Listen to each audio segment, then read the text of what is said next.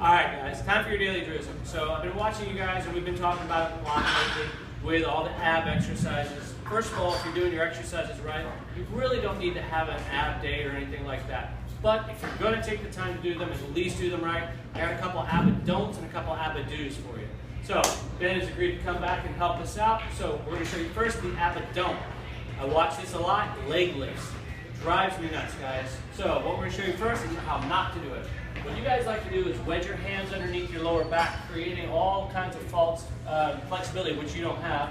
Then you do a hip flexion, bring your legs all the way up, which is all hip flexors, which are already too tight from sitting down all day long.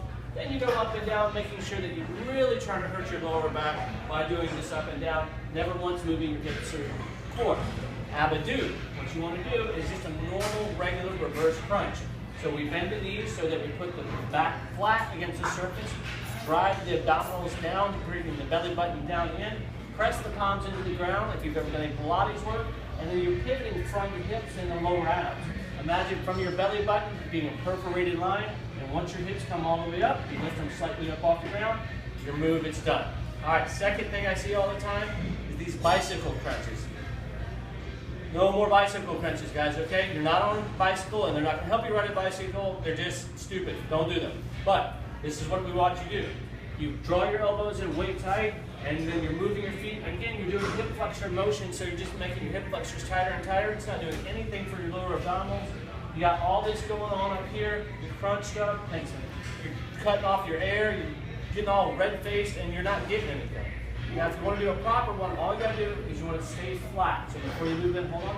You want to keep the arms flat out like this. This is going to extend the rib cage, pull out the abdominals, so you get a lot of good work there.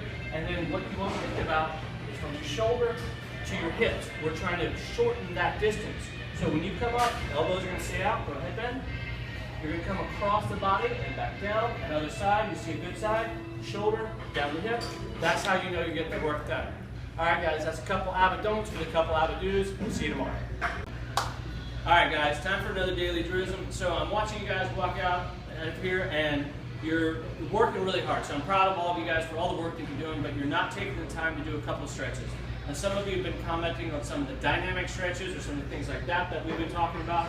And some of you talked about the foam rolling, but I realized I didn't give you any static stretches. So static stretches is where you hold still, which is what a lot of you guys do. So here's just a couple real quick to start with, and then we'll add some more later. So first, calves. Everybody's walking around with tight calves because you guys are constantly up and down on them. So they're always tight. That's always going to be a base problem for a lot of us. So simplest calf stretch, and it's going to demonstrate for us. Simply lean into the wall. You're not trying to push the wall down or anything like that. You can apply a little bit of pressure. Driving the heel down, making sure that we're coming through. You notice Ben's foot is perfectly straight. He's not turned off left, not turned off right. And you're going to hold that stretch. You're going to hear different people say different things. My advice to you, if it still feels like it's stretching, keep stretching. All right. The second thing that leads to is tight hamstrings. Here's the easiest thing you do. You don't need a gym. You don't need anything but a wall to do this. Is a seated hamstring stretch.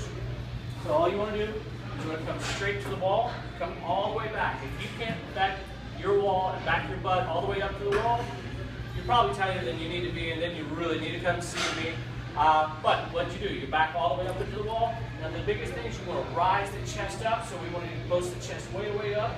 Your knees are nice and flat, your toes are pulled back towards your knees, and you're just going to do a very small thoracic extension, popping the chest up right through here. You're going to feel a very intense stretch behind the knees and the calves and the hamstrings. Now if you'll notice, Ben only moved maybe about 2 inches. This is not going to take a whole lot because you're already at full extension down here. So again, very small, chest comes up, our butt is all the way back to the wall, slight 2-inch movement forward. Start with those two stretches and I'll see you tomorrow.